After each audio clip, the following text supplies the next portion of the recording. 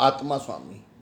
ਇਹ ਜਿਹੜਾ ਸਾਨੂੰ ਜਿਸਮ ਚੋਲਾ ਮਿਲਿਆ ਹੈ, ਸਾਡੇ ਉੱਤੇ ਸਾਡੀ ਮਾਤਾ ਪਿਤਾ ਦਾ ਬਹੁਤ ਜ਼ਿਆਦਾ ਸਾਡੇ ਉੱਤੇ ਪਰਉਪਕਾਰ ਹੈ, ਸਾਡੇ ਉੱਤੇ ਅਹਿਸਾਨ ਹੈ।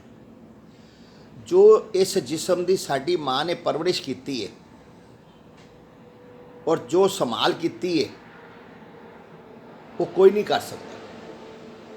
ਇਹ ਜਾਤੀ ਪਾਤੀ, ਇਹ ਰੁਤਬੇ, ਇਹ ਇੱਜ਼ਤ ਮਾਨ, ਇਹ ਸਭ ਮਾਂ ਦਾ ਆਸ਼ੀਰਵਾਦ ਹੈ। ਔਰ ਜਿਸਮ ਰੂਪੀ ਦਾ ਜਿਹੜਾ ਚੋਲਾ ਮਿਲਿਆ, ਜਿਹੜਾ ਜਿਸਮ ਬਣਿਆ ਹੈ, ਇਹ ਮਾਂ ਦੀ ਕਿਰਪਾ ਜ਼ਰੂਰ ਹੈ, ਪਿਤਾ ਦੀ ਕਿਰਪਾ ਜ਼ਰੂਰ ਹੈ, ਪਰ ਇਸ ਜਿਸਮ ਚੋਲੇ ਨੂੰ ਪਰਮਾਤਮਾ ਨੇ ਬਣਾਇਆ ਜੇ। ਇਹ ਜਿਸਮ ਜਦੋਂ ਭਵਰ ਗੁਫਾ 'ਚ ਬਣਦਾ ਹੈ, ਉਹ ਸਿਰ ਕੁਟੀ 'ਚ ਬਣਦਾ ਹੈ। ਔਰ ਜਦੋਂ ਇਹ ਲੜਕੀ ਦਾ ਚੋਲਾ ਮਿਲਦਾ ਹੈ ਜਾਂ ਆਦਮੀ ਦਾ ਚੋਲਾ ਮਿਲਦਾ ਹੈ, ਨਾ ਆਦਮੀ ਨਾ ਲੜਕੀ, ਛੱਕੇ ਵੀ ਪੈਦਾ ਹੁੰਦੇ ਨੇ ਇਸ ਦੁਨੀਆ 'ਚ, ਜਿਹੜੇ ਘਰ ਘਰ ਜਾ ਕੇ ਨੱਚਦੇ ਨੇ, ਅੰਨੇ ਗੁੰਗੇ ਵੀ ਪੈਦਾ ਵੀ ਹੁੰਦੇ ਨੇ। ਇਹ ਸਾਰਾ ਜਿਸਮ ਦਾ ਸਿਸਟਮ ਉਹ ਕਾਲਪੁਰਖ ਪਰਮਾਤਮਾ ਕਰਦਾ ਹੈ। ਉਹਨੂੰ ਸਿਰਫ ਆਤਮਾ ਵੇਖਦੀ ਹੈ, ਜਿਸਮ ਨਹੀਂ ਦੇਖਦਾ। ਫਿਰ ਜਦੋਂ ਇਸ ਜਿਸਮ ਰੂਪੀ ਚੋਲਾ ਇਸ ਕਰਮ ਭੂਮੀ ਧਰਤੀ ਤੇ ਮਾਂ ਦੇ ਜਰੀਏ ਮਿਲਦਾ ਹੈ, ਔਰ ਉਨ ਦਿਨਾਂ ਦੇ ਅੰਦਰ ਛੋਟੇ ਜਿਹੇ ਬੱਚੇ ਨੂੰ ਮਾਂ ਪਾਲਦੀ ਹੈ, ਕਿੰਨੀਆਂ ਮੁਸੀਬਤਾਂ ਔਰ ਮੁਸ਼ਕਲਾਂ ਦੇ ਨਾਲ ਗੁਜ਼ਰਦੀ ਹੈ। ਔਰ ਬੱਚੇ ਦੀ ਜ਼ਿਆਦਾ ਹਾਲਤ ਖਰਾਬ ਹੋ ਜਾਏ, ਦਿੱਕਤ ਆ ਜਾਏ, ਕਿੰਨੀ ਮਾਂ ਪਰੇਸ਼ਾਨ ਹੋ ਜਾਂਦੀ ਹੈ। ਇਸ ਤਰ੍ਹਾਂ ਹੀ ਪਲਦੇ ਪਲਦੇ ਇਹ ਸਾਰਾ ਜਿਸਮ ਜਵਾਨੀ ਵਿੱਚ ਆਉਂਦਾ ਹੈ। ਔਰ ਇਸ ਜਿਸਮ ਨੂੰ ਸਾਰੇ ਨੂੰ ਚਲਾਉਣ ਵਾਲਾ ਉਹ ਕਾਲਪੁਰਖ ਪਰਮਾਤਮਾ ਹੈ। ਇਨਸਾਨ ਆਪਣੇ ਜਿਸਮ ਨੂੰ ਜਿਵੇਂ ਮਰਜ਼ੀ ਚਾਹੇ ਨਹੀਂ ਕਰ ਸਕਦਾ। ਉਹ ਕੱਦ ਲੰਮਾ ਦੇ ਦੇ, ਕੱਦ ਛੋਟਾ ਦੇ ਦੇ, ਜਿਸਮ ਦਾ ਕਿਸ ਤਰ੍ਹਾਂ ਦੀ ਬਣਾਵਟ ਦੇ ਦੇ, ਬਾਹਾਂ ਮੋਟੀਆਂ ਰੱਖ ਦੇ, ਲੱਤਾਂ ਮੋਟੀਆਂ ਰੱਖ ਦੇ, ਕੱਦ ਲੰਮਾ ਹੋਵੇ ਜਾਂ ਛੋਟਾ ਹੋਵੇ, ਖੂਬਸੂਰਤੀ ਘੱਟ ਦੇ ਦੇ, ਦੰਦ ਕਿਸ ਤਰ੍ਹਾਂ ਲੱਗਣ, ਅੰਦਰ ਦੀਆਂ ਮਸ਼ੀਨਾਂ ਕਿਸ ਤਰ੍ਹਾਂ ਲੱਗਣ, ਸਭ ਉਹ ਪਰਮਾਤਮਾ ਲਗਾਉਂਦਾ ਹੈ। ਤੁਸੀਂ ਜਿਸਮ ਰੂਪੀ ਕੋਈ ਮੱਥੇ ਜਿੰਨੇ ਮਰਜ਼ੀ ਟੇਕ ਲੈਣਾ, ਤੁਹਾਡੇ ਕਹਿਣ ਨਾਲ ਇਹ ਜਿਸਮ ਚੋਲਾ ਨਹੀਂ ਮਿਲਦਾ। ਔਰ ਸਾਰੀ ਕਿਸਮਤ ਉਹ ਦਾਤਾ, ਉਹ ਪਰਮਾਤਮਾ ਲਿਖਦਾ ਹੈ।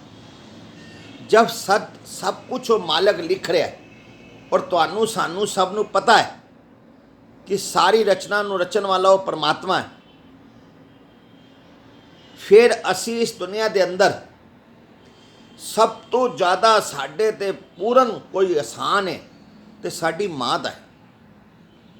ਦੂਜਾ ਆਸਾਨ ਸਾਡੇ ਪਾਪਾ ਦਾ ਹੈ।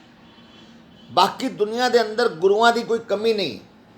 ਇਹ ਦੋ ਗੁਰੂ ਤੇ ਪੱਕੇ ਨੇ, ਔਰ ਜੋ ਇਹ ਦੋ ਗੁਰੂਆਂ ਨੇ ਪਰਉਪਕਾਰ ਕਰ ਦਿੱਤਾ ਹੈ, ਇਸ ਦੁਨੀਆ ਦੇ ਅੰਦਰ ਜਿਸਮ ਰੂਪੀ ਉੱਤੇ ਕੋਈ ਨਹੀਂ ਕਰ ਸਕਦਾ। ਔਰ ਸਭ ਤੋਂ ਪਹਿਲਾ ਗੁਰੂ ਹੈਗਾ ਆਤਮਾ ਦਾ ਪਰਮਾਤਮਾ, ਜਿਹੜਾ ਸਾਰਾ ਸਰਕਲ ਤਿਆਰ ਕਰਦਾ ਹੈ। ਇਸ ਜਿਸਮ ਨੂੰ ਜਿਹੜਾ ਪਰਮਾਤਮਾ ਜਨਮ ਦਿੰਦਾ ਹੈ, ਜਨਮ ਦੇਣ ਦੇ ਵਿੱਚ ਕੁਝ ਵੀ ਹੋ ਸਕਦਾ ਹੈ। ਮਾਂ ਦੀ ਵੀ ਮੌਤ ਹੋ ਸਕਦੀ ਹੈ, ਪਿਤਾ ਦੀ ਵੀ ਮੌਤ ਹੋ ਸਕਦੀ ਹੈ, ਬੱਚਾ ਜਨਮ ਲੈਂਦਾ ਸਾਰ ਕੁਝ ਵੀ ਹੋ ਸਕਦਾ ਹੈ। ਤੇ ਅਸੀਂ ਇਹ ਚੀਜ਼ ਦਾ ਧਿਆਨ ਕਰਕੇ ਹੁਣ ਅਸੀਂ ਇਸ ਦੁਨੀਆ ਵਿੱਚ ਜੇ ਸੋਚੀਏ, ਜਿਸ ਤਰ੍ਹਾਂ ਜਦੋਂ ਆਸਤਾ ਆਸਤਾ ਬੱਚਾ ਬੋਲਣਾ ਸਿੱਖਦਾ, ਚੱਲਣਾ ਸਿੱਖਦਾ ਹੈ, ਤੇ ਮਾਂ ਨੂੰ ਪੀਪਾ ਵਜਾ ਕੇ, ਵਾਜਾ ਵਜਾ ਕੇ, ਕੋਈ ਸੌਂਡ ਵਜਾ ਕੇ, ਕੋਈ ਗਾ ਕੇ ਮਾਂ ਨੂੰ ਨਹੀਂ ਬੁਲਾਉਂਦਾ, ਨਾ ਪਿਤਾ ਨੂੰ ਬੁਲਾਉਂਦਾ, ਇੱਕ ਵਾਰੀ ਬੁਲਾਉਂਦਾ ਬਸ, ਪਾਪਾ ਮੰਮੀ, ਬਸ। ਇਸ ਤਰ੍ਹਾਂ ਹੀ ਅਸੀਂ ਜਿਸਮ ਰੂਪੀ ਉੱਤੇ ਕਿੰਨੇ ਕਿੰਨੇ ਗੁਰੂ ਧਾਰ ਲੈਂਦੇ ਹਾਂ, ਕਿੰਨੇ ਕਿੰਨੇ ਵਿਦਵਾਨ ਪੰਡਤਾਂ ਕੋਲ ਜਾਂਦੇ ਹਾਂ, ਕਿੰਨੇ ਕਿੰਨੇ ਹਵਨ ਕਰਾਉਂਦੇ ਹਾਂ। ਸਾਡਾ ਕੰਮ ਕਾਰੋਬਾਰ ਘੱਟ ਹੋਵੇ, ਅਸੀਂ ਕਿੰਨੇ ਪਰੇਸ਼ਾਨ ਹੋ ਜਾਂਦੇ ਹਾਂ। ਅਸੀਂ ਵੱਡੇ ਹੁੰਦੇ ਹਾਂ, ਸਾਡੇ 'ਤੇ ਕਈ ਦੁੱਖ ਮੁਸੀਬਤਾਂ ਆਉਂਦੀਆਂ ਨੇ, ਅਸੀਂ ਪੰਡਤਾਂ ਨੂੰ ਜਾ ਕੇ ਪੁੱਛਣਾ ਸ਼ੁਰੂ ਕਰ ਦਿੰਦੇ ਹਾਂ। ਤੁਹਾਡੇ ਜਿਸਮ ਨੂੰ ਤੁਹਾਡੀ ਮਾਂ ਨੇ ਨਹੀਂ ਬਣਾਇਆ, ਤੁਹਾਡੇ ਪਾਪਾ ਨੇ ਨਹੀਂ ਬਣਾਇਆ, ਉਹ ਪਰਮਾਤਮਾ ਨੇ ਬਣਾਇਆ। ਤੁਹਾਡੀ ਸਾਰੀ ਕਿਸਮਤ, ਸਾਰਾ ਅਰਥਾ ਧਰਤਾ ਤੁਹਾਡੀ ਆਤਮਾ ਦਾ, ਤੁਹਾਡੇ ਜਿਸਮ ਦਾ ਉਹ ਪਰਮਾਤਮਾ ਸੰਭਾਲ ਕਰਦਾ ਹੈ। ਉਹ ਜਿੰਨੇ ਤੁਹਾਨੂੰ ਰਿਸ਼ਤੇ ਦੇਣਾ ਚਾਹੇ ਰਿਸ਼ਤਿਆਂ ਦੇ ਨਾਲ ਜੋੜੇ, ਤੁਹਾਨੂੰ ਬਾਹਰ ਮੁਖੀ ਰੱਖੇ, ਜਿਸਮ ਰੂਪੀ ਰੱਖੇ, ਪਰ ਤੁਸੀਂ ਉਹਦਾ ਧਿਆਨ ਲਗਾਉਣਾ ਸਿੱਖ ਲਓ। ਔਰ ਧਿਆਨ ਲਗਾਉਣਾ ਕੋਈ ਪਰਮਾਤਮਾ ਦਾ, ਈਸ਼ਵਰ ਦਾ, ਉਹ ਮਾਲਕ ਦਾ ਰੂਹਾਨੀਅਤ ਜਿਹੜਾ ਆਪ ਧਿਆਨ ਲਗਾਉਂਦਾ ਹੋਵੇ, ਉਹ ਸਿਰਫ ਤੁਹਾਨੂੰ ਧਿਆਨ ਲਗਾਉਣਾ ਦੱਸੇਗਾ। कोई ऐसी जगह नहीं है कि घर गृहस्थ छड्ड के तुसी बाल बच्चों नूं छड्ड के किसी पहाड़ा भी चले जाओ, किसी गुफा ही जाके बैठो, या किसी मंदिर तीर्थ स्थान ते बैठो, या किसी आश्रम ही जाके बैठो। जे तुसी घर गृहस्थी च बाल बच्चों के नाल, दो चार रिश्तेदारां दे नाल, काम कारोबार दे नाल जुड़ के ध्यान नहीं लगाया, तो कोई ऐसा धर्म स्थान नहीं है जिथे तुहाडा ध्यान लग जाए। इस जिसम रूपी उत्ते दुनिया जिन्नियां चीज़ां भी बनिया ने, जिन्ने भी ओहदे ने, ये सब नाश हो जाते। जिहड़ी चीज़ बनी है वो नाश, आत्मा कभी नाश नहीं होती। और ये ध्यान रखना, इत्थे धरती ते नरक स्वर्ग हैगा, परमात्मा दे घर च नरक नहीं है, स्वर्ग है। वो सचखंड है, वो 10वां द्वार है। 10वें द्वार दे विच जाके साडी आत्मा टकाओ करती है। उत्थे शब्द चल रहे ने, उत्थे समाधियां ने। जिस तरह चांद ते लोग जान, वो दुनिया कुछ हो रहे, बाहर दे मुल्कां च तुसीं चले जाओ, इन्ने मुल्क ने, तुसीं इन्ने मुल्कां च करोना वायरस देखो किवें फैलिया है। सचखंड च कोई करोना वायरस नहीं, उत्थे आत्मा है, देखण नाल ही आत्मा रज्जत करती है, और जिस्मां दे रिश्ते नहीं उत्थे। जिस तरह मेले भी जाके बच्चा जिद करता है, माँ मैनू ये चीज़ां लैनियां ने, इस तरह ही कर्म भूमि धरती ते आके असी परमात्मा दे अगे, मंदिरां अगे, तीर्थ स्थानां अगे जाके जिद कर रहे हैं कि सानू ये चीज़ां चाहिए ने, सानू ये चीज़ चाहिए, सानू वो चीज़ चाहिए। जिसको कुछ ना चाहिए वो शहनशाह। इस दुनिया के अंदर जिन्नी मर्जी चीज़ां होन, सब तो महंगा हवाई जहाज जिथे आत्मा जाती है, वो शब्द रूपी हवाई जहाज। असी सिर घुट्टी तो पार होवांगे, फिर परमात्मा के घर भंवर गुफा तक पहुंचांगे, फिर जाके सानू परमात्मा का घर मिलेगा। कहते ने सिर कुटी भंवर गुफा 10वां द्वार सचखंड।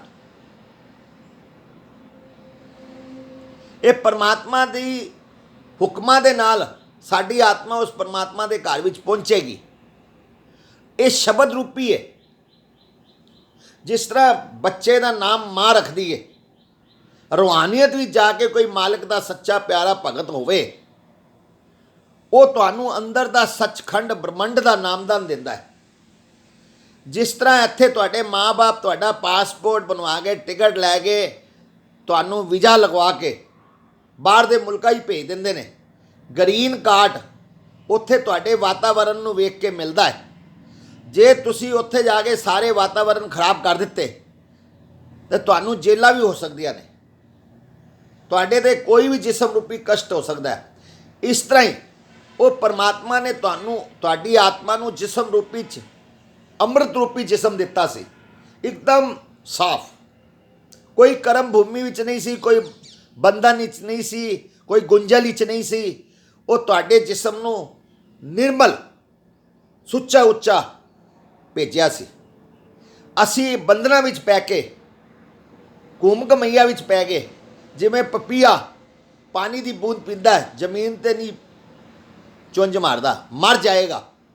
इस तरह ही जिंदा ध्यान उस परमात्मा नाल जुड़ गया, वो शब्द रूपी अमृत पींदा है, फिर ध्यान लगांदा है। जिंदा ध्यान लगता है, उनके ऐसे शब्द रूपी रोज हवाई जहाज आके खड़ा हो जाता है।